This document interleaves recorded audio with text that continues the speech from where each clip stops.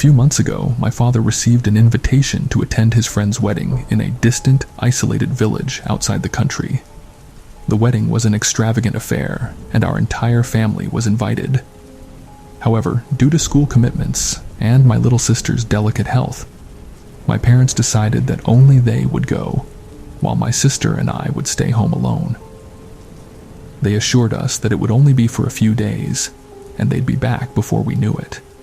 As the day of their departure grew closer, excitement gave way to apprehension. Our home, nestled deep in the woods, always had an eerie aura about it, but we had grown accustomed to its quirks. On the evening of their departure, a torrential rainstorm drenched the landscape in relentless sheets of water. The sky rumbled with thunder, and lightning danced across the horizon, casting eerie shadows through our windows. My parents left, their voices masked by the relentless downpour outside. They assured us they'd return soon, and not to worry.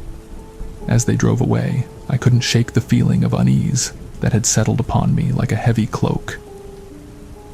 That night, the storm showed no sign of relenting. My sister and I huddled in the living room, seeking comfort in each other's presence. The incessant rain drummed on the roof like ghostly fingers, tapping a rhythm only they understood. As we settled down to sleep, my sister suddenly awoke with a start. She claimed to hear something strange coming from outside, like a faint whisper carried on the wind.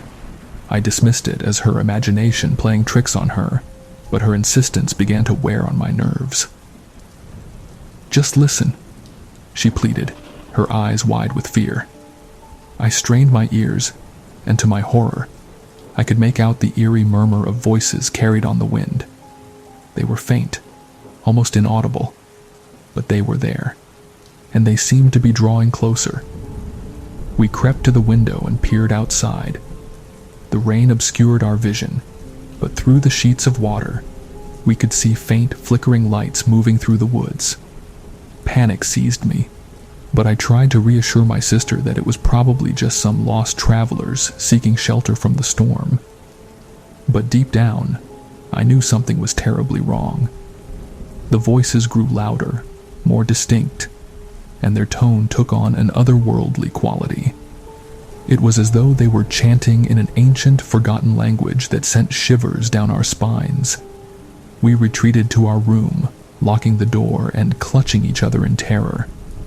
The rain outside seemed to have taken on a malevolent presence, as if it was a living entity conspiring against us.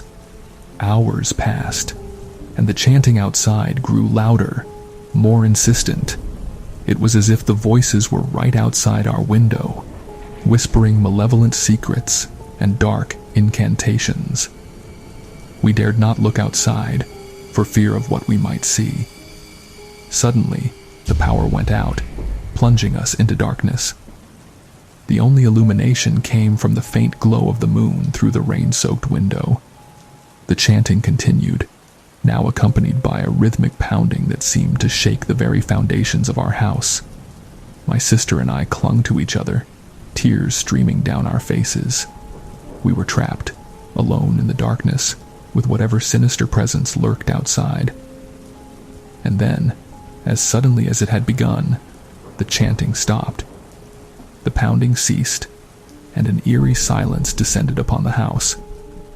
We waited, trembling, for what felt like an eternity. The next morning, the storm had passed, and the sun had returned. The woods outside were calm and serene, as if nothing had ever happened.